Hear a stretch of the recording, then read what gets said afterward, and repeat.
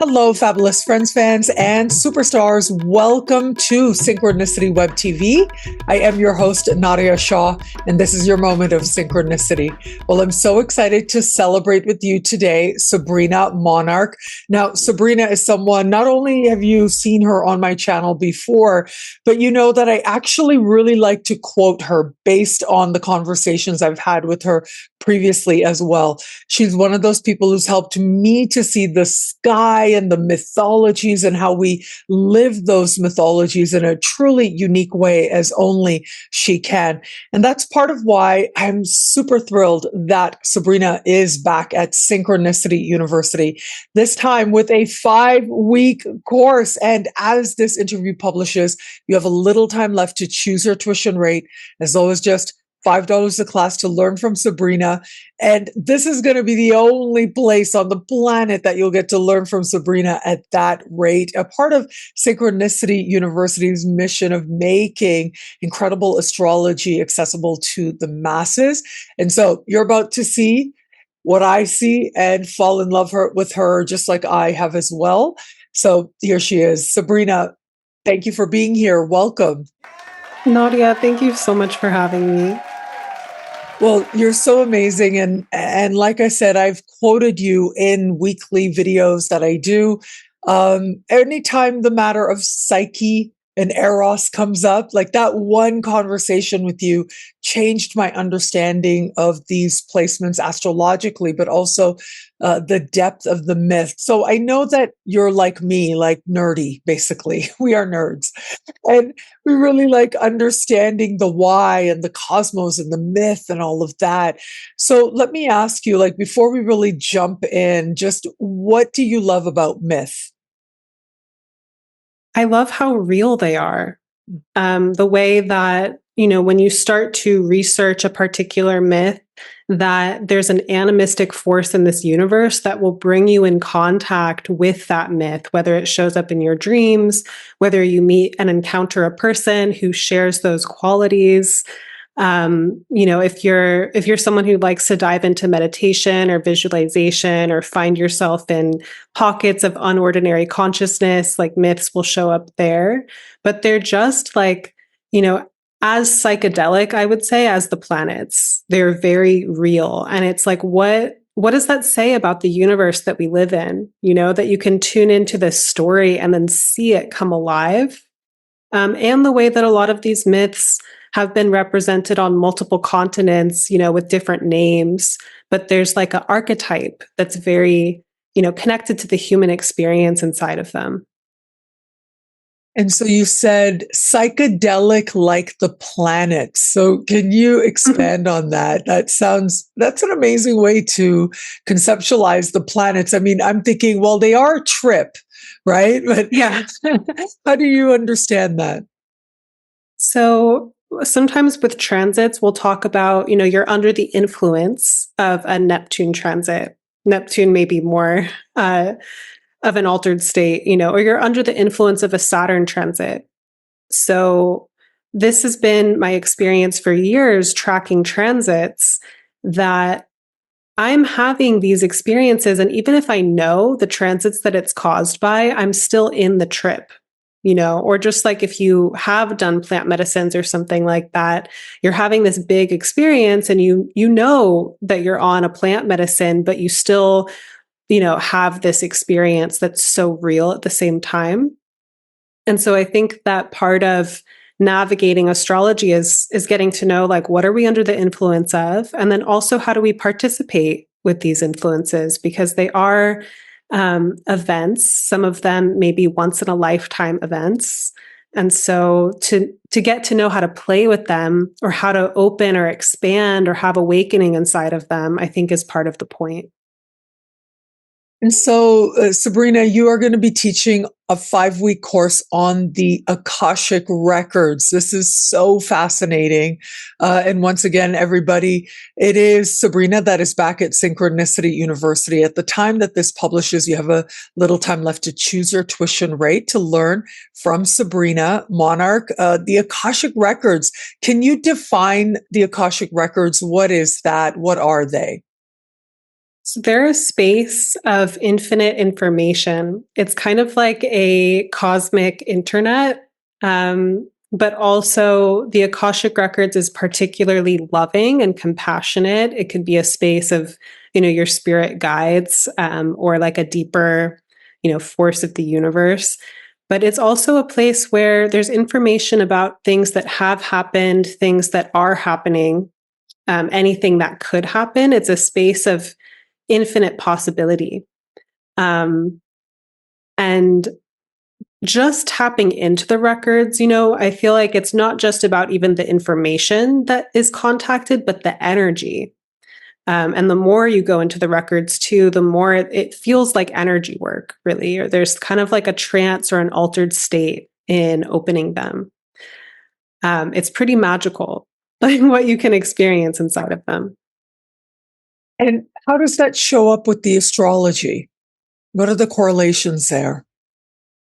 Right. So I'm an evolutionary astrologer primarily, and getting to know the outer planets, Uranus, Neptune, and Pluto, was one of the biggest spiritual initiations of the practice. The idea being that like Saturn is the last planet that we can see with the naked eye. And so the discovery of Uranus, Neptune, and Pluto happened later with the technology, telescopes, etc. So they represent things that are just beyond conventional sight. Something that, things like psychic ability relate to the outer planets, or even like with Pluto, for example, like deep psychological sight could be something, it's what is invisible, what can we not immediately grasp.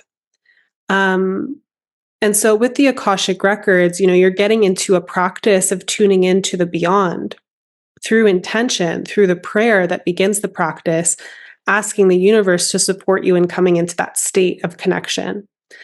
So prayer is also a very transpersonal thing. It's the intention of our human selves to connect with the beyond.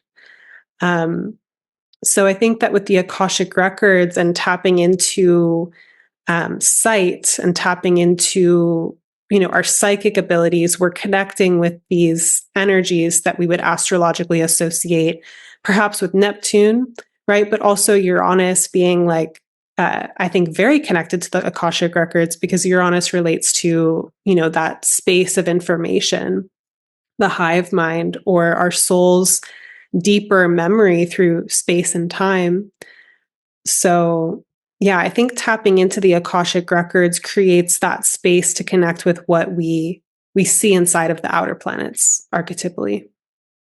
And so I know that a part of what the course does is look at the Akashic Records, especially in the context of 2025, like for the individual, of course, but for the collective. Let me ask you about that. What highlights can you share about 2025 and what that might be saying from an Akashic Records perspective? I love that question. So 2025 is a huge year of planetary ingresses. We just had Pluto move into Aquarius for good, for this like new 20-year cycle. But in 2025, the lunar nodes move into Pisces and Virgo. Jupiter moves into Cancer. Saturn and Neptune move into Aries, and Uranus moves into Gemini. So, I mean, for anyone not familiar, like this is unusual to have this many ingresses. Like we always see ingresses of Mercury, Mars, and Venus, for example, obviously the sun. But to see all these ingresses of outer planets, it's like we're entering a whole new world. And inside of like entering a whole new world, I think that's a great time to open up our imagination of what's possible, because it's literally so expansive. Even the 0-degree moment inside of a planetary transit could be seen like, you've just started a road trip and you have like an open road and you don't even have a destination yet. Like there's just pure possibility. And inside of pure possibility, There could be some potential for anxiety or fear. Like when we face the unknown, that's one places that the human mind tends to go. But there's also like what seeds of dreams, what intentions do we have? What, space of, connection to cosmos do we want to make to even like mitigate those anxieties and fears, or process those things in more of like an open hearted or connected space. But yeah, I think there's going to be so many changes just like astrologically that I thought like why not ceremonialize that? Wow. And I have been talking about this for years and years. Like, oh, 2025, 2026, this is a big time. Like, this is a big time coming up. And it's fascinating. I mean, I remember in 2018 talking about it, posting videos about this because I saw that it was going to be quite profound for the collective in particular. The fact that all the outer planets go from water and earth and into air and fire. And what a different way a world like that just might feel, especially in light of how these big planets indicate these huge shifts in consciousness, but I imagine it awakens a different part of our understanding of that Akashic records. As you were talking about, it has to do with being able to see the wisdom of our soul's journey from that perspective of love, being able to see what it is that we might be undergoing right now and what part in a larger journey of our soul that might play. And so I know that there's the individual journey, but there's also the collective journey. So let me ask you, what do you think of? Well, let's talk about Pluto and Aquarius. Fascinating topic to me, right? I still can't get enough of it, still can't stop talking about it. Um, how would we look at and understand the fact that Pluto is now in Aquarius from that Akashic records perspective? So, if you can guide me through it, like what happens when you're reading the Akashic records here? Do you meditate? Do you go into a space in order to understand? Like, how does that work? So you say a prayer which opens up this, channel and connection. And then once you've said that prayer, you can ask more questions. And then also you'll get like visions, or it depends on, if you're a visual person, you might get visions, you might get like knowings. You can free write, you maybe can even like move and let it be like a physical experience. But yeah, you'll start to channel information basically. And it's an altered state. It's a way to get into a different frame of consciousness. That allows you to see what a particular astrological indication might be saying about your evolution. And so, how would you understand Pluto and Aquarius and the collective evolution that we're undertaking right now? Hmm. So Pluto wants to, like Pluto is a force of nature. It has like a like rippling intensity to it, and it is the way that nature is wanting to express. So there's like a force behind it, and we also can call it evolution, or it's like a truth. It's like the guiding compass of our soul. This force is incredibly confronting to our personality, to our ego. And, there will be parts of our personality or ego that really do try to mitigate or negotiate the plutonic within us. And so there is a process with Pluto of getting right with our soul, getting right with our nature. And there's some ego deaths that come along with that. When I think about Pluto and Aquarius, it's about like freedom, like connecting to a vaster network. And so freedom, liberation can take so many different faces. One that I'm thinking of in particular is like our nervous system is a kind of matrix, right? Where it's like we have these patterns that are based on what our body finds safe and what our body finds to be a threat. And so part of our wiring, our biology, we evolved to deal with threat and with survival fears. And we might, recognize that there's times that we have these fears that are so deeply wired in our animal organism, where maybe it's like a fear of putting yourself out there and like being in the public. Maybe it's a fear of opening up to intimacy with other people, right? And seeing how there's places where our own nervous system acts like a kind of it's a framework, or maybe you can also say in a more charged way, it's like a cage at times. And I think with Pluto and Aquarius, we're going to be wanting to really deepen our psychological and deeper sense of sight around what freedom means to us, and how it is that we're stuck inside of these paradigms that maybe we're outgrowing. I actually woke up from a dream when Pluto entered Aquarius, that first day for the last time, because it had been moving back and forth between Capricorn and Aquarius. But I had a dream where it showed me my nervous system. It showed me how I began my business 10 years ago, the things that where I was at, and how in those last 10 years, like my nervous system has grown and expanded, and thus also my ability to produce new or different bodies of work that I wasn't able to maybe 10 years ago has ripened, or places where I've outgrown personal patterns of mine, like how I'm going to change. There's a book by Thomas Kuhn, I believe, about like the structure of scientific revolutions. I get this from Rick Tarnas because he talks about this, where inside of scientific revolutions, we'll have these paradigms that explain the data for a period of time. And then new data starts coming through that just doesn't even fit the box anymore. Like it doesn't fit at all. And so then that paradigm falls away and a new paradigm is birthed.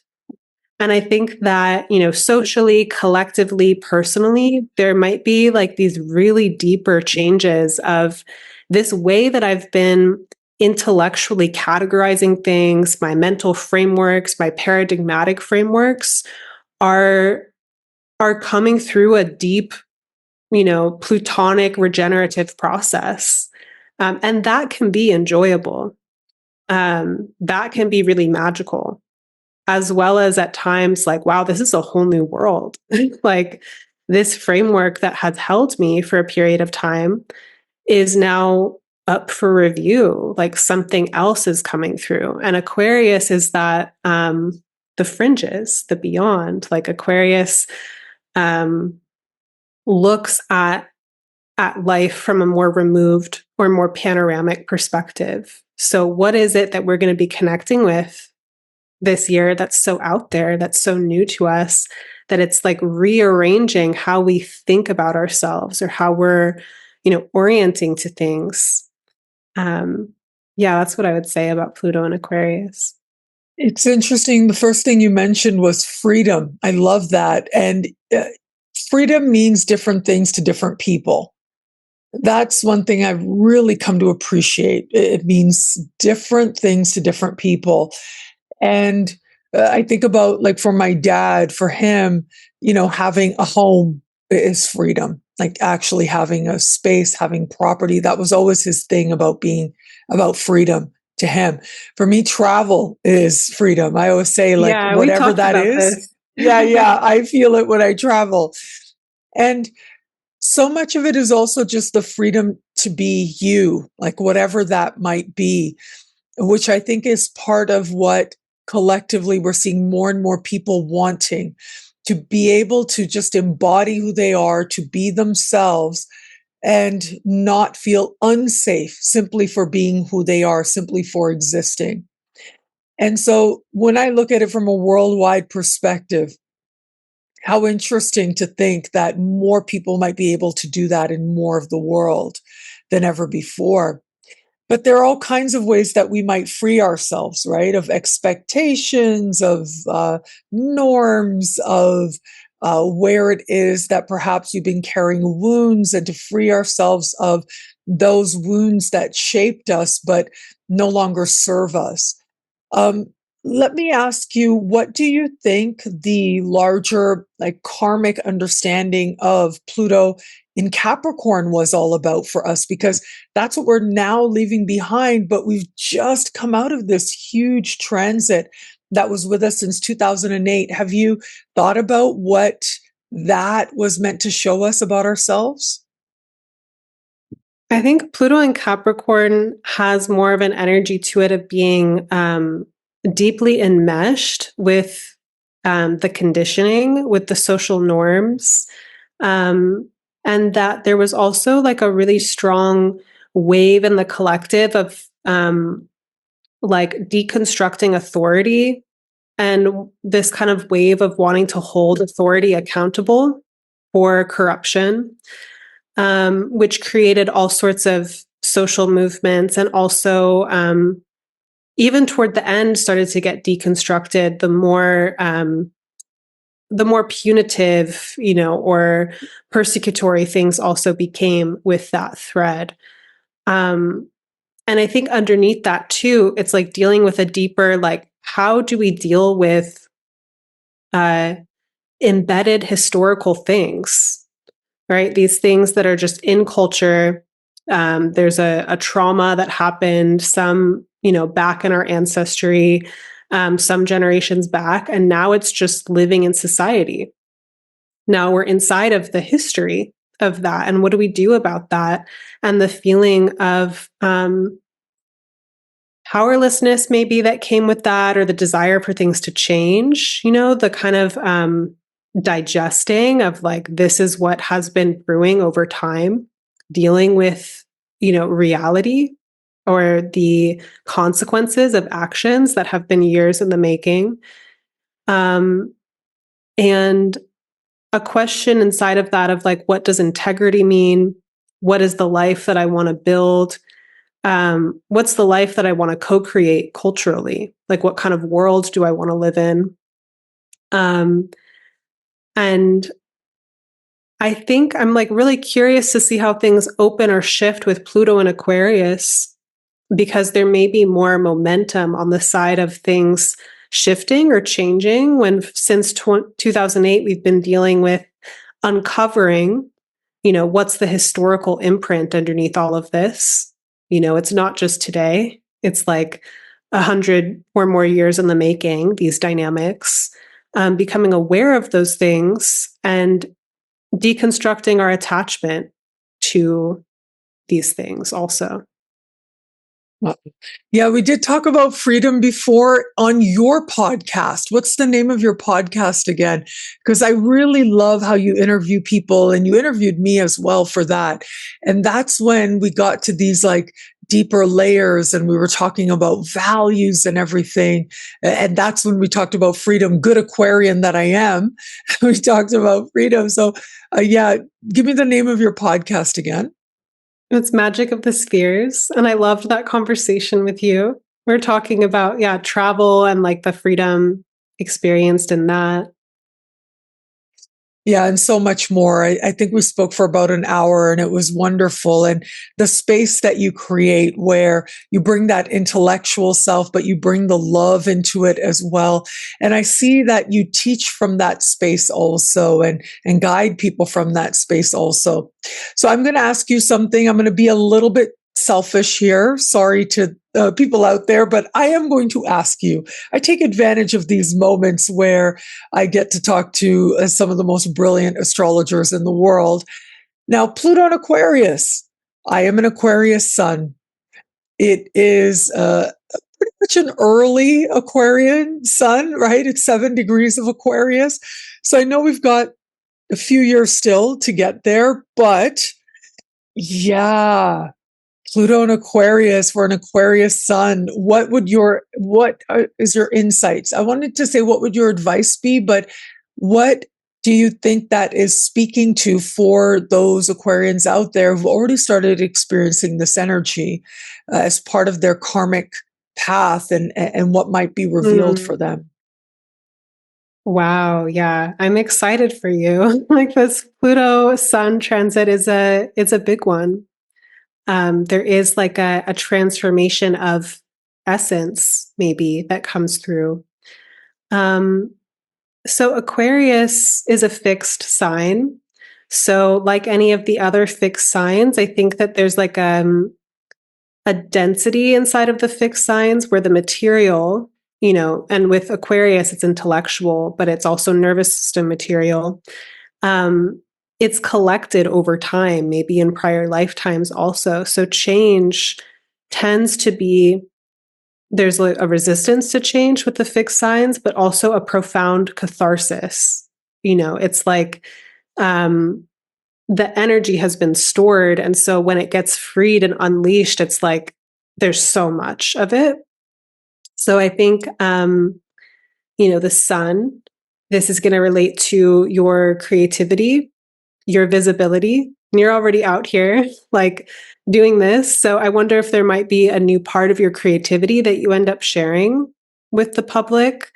Um, Maybe something that you're really inspired by, but that's like maybe a creative risk or is like edgy for you. Um, and also if you're just going through like a deeper internal like shadow work or shadow excavation process, which has this double side to it of one being like scary, like what is this, unconscious material that is um tricking me in my conscious life in these different ways. And then also the excitement of it, of like, if I can come into contact with these hidden parts of myself and bring them online, it's like we get to be so much more here. Um, so yeah, I think it'll be a time of deeper connection to self. And also I would say with Aquarius that um Aquarius sends parts of itself like out there. It's like um one that could be trauma. That's a trauma response to fracture parts off. But also, it might be like a timing thing of like if you grow up in a small town and you don't connect with anyone or something like that. And then one day you leave home and go to a big city and suddenly are having like electric connections with people. It's like that part of you early on that knew you could experience that kind of connection just kind of went somewhere else until it was time. So noticing what parts of your soul actually, like what parts of your creativity are ready to light up and come online, and how visceral that might feel as a physical sensation to make contact, to become intimate with parts of yourself that you haven't contacted for a while. How exciting that is too, but it's just like very destabilizing at some level also. Um, yeah. So I wonder too if you might have an alchemical container at different points of this process for that. Like a creative project is often an alchemical container. Relationships can be an alchemical container. If you feel deeply seen and witnessed by someone in a way where you're like, wow, I haven't felt seen in this way, or this part of me hasn't felt seen. And how, there might be a container at different points that open up for this process. Wow, an avenue, right? Sort of a conduit, if you will, to open up these Yeah. different parts of ourselves. And that's what these big outer planet transits can show us, like the whole range of who we are. And that's part of what perhaps working with the Akashic Records can help us to see as well. Because when you talk about this idea of transformation and depth, and it's interesting because earlier this year I had a really difficult summer, really, and as soon as Pluto left Aquarius, I almost felt this relief. And I was like, okay, this is a 2-month relief, Nadiya. Like, don't get too comfortable here because Pluto just stepped out of Aquarius. And I was like, okay, now I can like sort of take stock a little bit. And It feels a little bit more comfortable so far. I think that Uranus is going to kick in that trine, a supportive Saturn and Neptune in 2025 in particular should be helpful as well. But seeing those different things in ourselves, it isn't always easy, right? And that's the thing with Pluto. As much as Pluto is an opportunity, it is also a confrontation in a way that's it's hard sometimes to see certain things in yourself or be forced to see them where you'd rather not have to do that work or look. And so what would be your feedback on something like that? Well, I think it's about intimacy with Pluto. And I think of Pluto as a force that we can't outrun. It is like this life and death. It's the force that creates us and the force that takes us back in the end. And when there's parts of ourselves that we run away from, those parts of us chase us, whether it's unconscious or it's conflicts that show up in our environment that reflect that unconscious part of us back to ourselves. And I think that the shift might happen with Pluto when we start to hunt the thing that we're running away from instead of running away from it. To get excited about getting to know ourselves more deeply. And that also, I think there's something about, I think empathy is really important. The polarity point of Aquarius for that transit is Leo. So Leo, like the whole Leo Aquarius thing, I mean, it could be seen, say, in like kids, they have these big emotions. And when caretakers mirror and empathize with what a child is experiencing, the kid understands that it's safe. It may not be, it's a high sensation to be angry, but ultimately I'm safe in my body as I'm angry. Where it's I want something. I really want this toy or whatever. And it's like, yeah, and I'm safe in my body inside of that. When that reflection isn't given, the experience becomes part of shadow, or it becomes something that's hard to hold. And so throughout our adult life, we still kind of need that mirroring and empathy. We don't necessarily get it from anyone and everyone around us, but certain people maybe, and also ourselves. Like if something comes up inside of us that we are simply not in acceptance of or not okay with, one of the most powerful things we can do for ourselves is come into a place of self-acceptance and self-holding for the parts of us that we find taboo. It doesn't mean that we continue negative behaviors, or don't transform, but it's part of the transformative process to get to that place of acceptance. And when we have parts of ourselves that we don't accept, there's like an electricity, a tension that's just happening below the surface, because something is happening within us that we're just not okay with. So we either try to, avoid that trigger, or we're just continually activated in that spot. So there's a real power to de-escalating that through letting it open through our own love and acceptance. And everyone has these spots. Like everyone has those parts of themselves that they wish weren't there, wish they didn't have to deal with.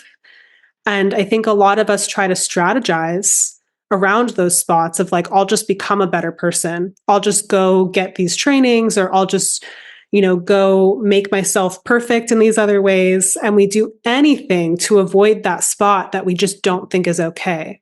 And that's where all the power is, those locations that we don't accept. A new way of being yourself. I think that's something that a lot of Aquarians can hold on to right now. And that's also something, because we started this conversation talking about the outer planets. That's something that the Geminis also are going to be looking at with Uranus moving into their sign, right? The new ways that come on like seemingly out of nowhere. And of course, the Aries as well, with Saturn and Neptune in their signs, the new ways that you understand who you are. but there's also an elusive quality to it, and there's an inspired quality to it. So there's so much unfolding yet to take place, certainly individually, because we all have these placements somewhere in our chart, but also collectively as well. It's really powerful to consider. So once again, everybody, Sabrina is back at Synchronicity University, this time with her own 5-week course on the Akashic Records. What a powerful way to understand the big transits that are coming up in 2025 for you as part of your individual journey and for the collective as well. And as this is publishing, you have a little time left to choose your tuition rate. As always, just $5 a class. There's nowhere else on the planet you're going to learn from Sabrina at that low a rate. And what a wonderful, rich topic it is to walk a 5-week journey with you, Sabrina. Thank you. Thank you for this moment. Thank you for always bringing this wisdom and heart and love to my understanding of the sky and the transits that I'm going through. As you were talking, I was thinking, yeah, just let myself be excited about what new things I might discover about myself, what newness might come forward. It's really the opportunity, isn't it? The privilege to be you in this lifetime. We forget sometimes that is a privilege, and some people don't get there, or they get there in their last moments, but to be able to embrace it whenever it comes for you. Yeah, that's what these outer planet transits just might be part of helping awaken for us now. Wow, I love that perspective. And it's so true. I mean, we're souls here having a human experience. And so to connect with our incarnation is like a very profound kind of intimacy to have with our lives, to just actually be here and receive the unique invitation that our lifetime is, and all of our portals and initiations and things that we move through, which are not all easy at a human level by any means, but to find the richness in it. Yeah. It's so interesting. The soul's perspective. That has been coming through for me so much recently, to think about what the soul is here to do in this lifetime. And it's very possible that that's part of what the outer planets stir in us, especially I'm thinking about Pluto, of course, but that just might be part of what is meant to stir at this time for each of us in new ways. It is that soul awakening, and it comes through that confrontation, as you described it, right? That sense of being or needing to confront the ego in some way, because once that's out of the way, then it is the soul that makes itself more known, more forcefully, or at least we're able to listen with that much more intent. Yeah. And participate with it. Co-create with it to the best of our ability. It is Pluto after all, but still, Yeah. yeah. Well, look, I'll be walking this journey with you, with everybody out there as well. So let's see how it goes. I mean, I walked through Pluto in Capricorn with everybody out there. Pluto in Capricorn is when I started my channel, this YouTube channel. And so now here we are on the other side of that. So it'll be interesting to see what Pluto brings going forward with Pluto in Aquarius. Wow. So you had like a whole cycle of Pluto in a sign building your presence, and now like Pluto's coming for your sun. That's exciting. Like you've built an amazing body of work in that time period. Thank you. Thank you. Yeah, it really started way back with Pluto in Sag at 26. Pluto at 26 Sag conjuncted my moon, my sixth house moon. And that really was like a dark night of the soul type of situation, where it just felt like I went into the underworld for a while. Then I came out, and what really brought me out on the other side was my work. That's when I became a full-time astrologer. But it was Pluto moving over my Venus. My Venus is at 1 of Capricorn. That's what really was the time when I really I made my work my love. I made it my relationship. I made it the thing I was wooing, and the thing that I was fortifying and putting my Wow. heart into. And I remember even thinking it back then, like my work is the great love of my life. And isn't it interesting how it's revealed itself to be that in its own way?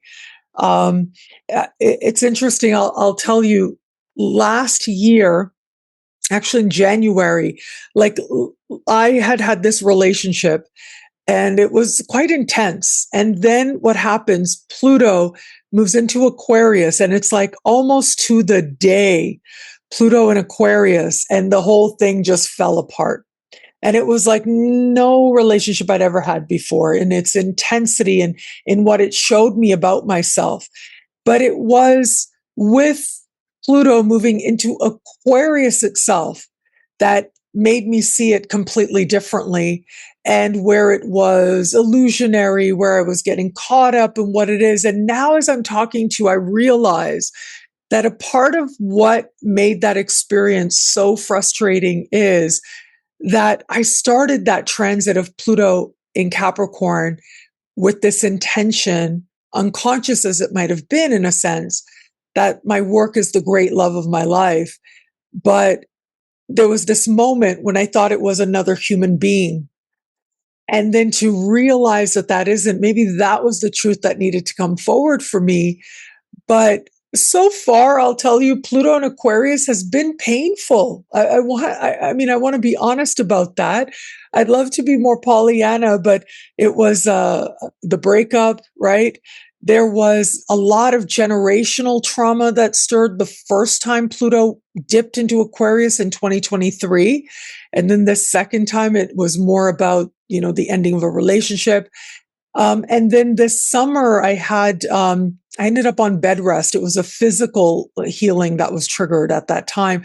And so I really had no choice but to be still. It was like there was nothing I could do. I was in Rio de Janeiro, in one of the most beautiful cities I've ever been in, a block and a half from the beach. And I couldn't go to the beach because I was on bed rest and I needed a nurse for a full month during that time because I couldn't even take care of myself in any way.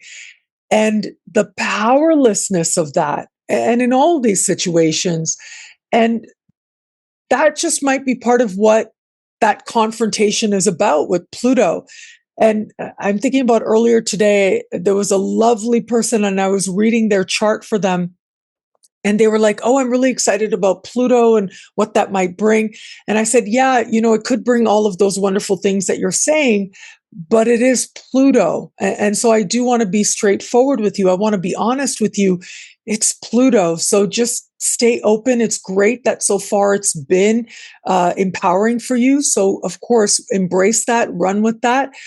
But also, there's that other face of Pluto as well. And so now it's like Pluto's back in Aquarius, and it's a 20-year thing. I'm not going to get a breather from this. It's not going to be any choice. And it has had me nervous, but it's also had me have to consider what my relationship with the cosmos is going to be.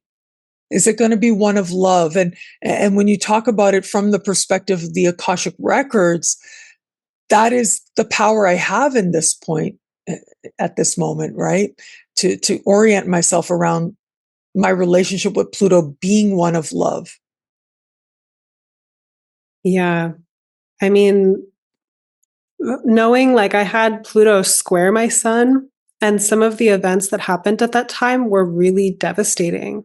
And they took a while for me to unpack and really understand.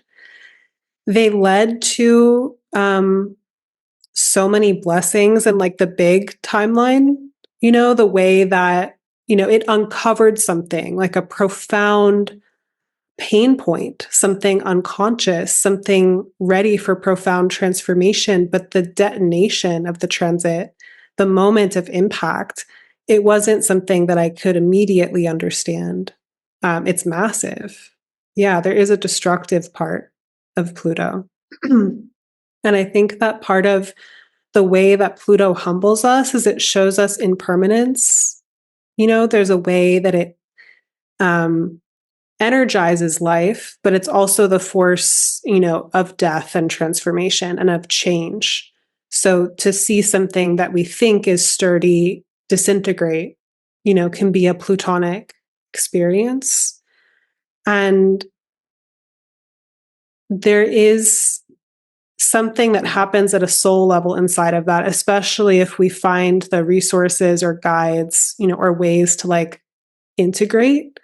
But yeah, to also know that some of these things take a while to understand afterwards. And that also if you feel as though something that you depended on is no longer there, an ideal you had has come to not be true, other resources will present themselves possibly, or you'll find something inside of yourself that you only found because of that pressure. But it's not necessarily a glamorous experience by any means. Yeah.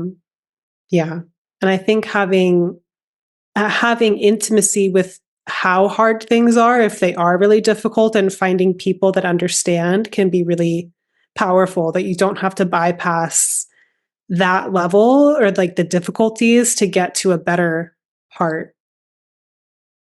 And also, I think it's important to note that there's not like a equivalence between like things going awry in our lives, like having chaos or having conflict, and our like moral goodness or something, or like our success as a person. On the spiritual path, we will have these moments of healing that come through healing crises, Um, and I think that sometimes there's a shame that can come up with it, where it's like, wait, why is this happening to me? I thought that I was like a reasonable person. Why did shit hit the fan? And having the opportunity to look in what happened as though it's like a waking dream of like, what is this showing me? Or how do I align and get right with what's happened? But yeah, I just wanted to put that out there, that even if you're very advanced in your personal development or your spiritual growth, it doesn't make us immune from having crises show up. Yeah. Yeah. It doesn't make us immune from those very messy human lessons that we sometimes go through in life. And I love, you mentioned sort of, I don't remember the exact language you used, but from what I understood, that idea of attachment and thinking that just because things aren't working out, that it's saying something about you being a not good person. Because there was a lot of shame, especially in the middle of the year when I had ended up on bed rest. I've talked about it in detail on my channel for those of you out there.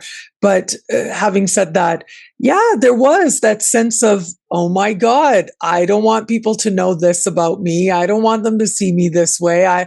The fear of losing everything I've built over these last years since 2008.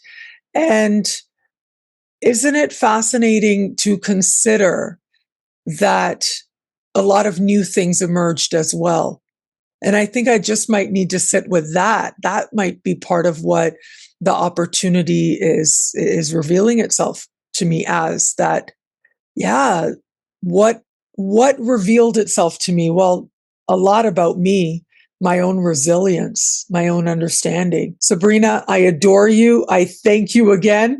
And again, everybody, Synchronicity University, that's where you can learn from Sabrina, coming up this January, which is really soon. All those links are below. Sabrina, thank you again for being here. I'm sending you big, big hugs. I know you're in Greece. I hope you're absolutely loving it. You know me, I'm a world wandering soul as well. I love that about you. And so thank you for joining us all the way from Greece. Thank you, Nadiya. And to everyone listening, I'm so excited to journey with you through this class and get into the astrology and open up the Akashic Records about what's happening in 2025. It's an amazing experience to go into the Akashic Records, but even more beautiful to do it in a group of people. There's just something that we're able to do together. So I'm really excited to do that with you and to be in that space with you. How incredible. Access to the Akashic Records. Very, very special indeed. Well, thank you again, Sabrina. And thank you, everybody out there, for watching. Until we connect again, take care. Bye.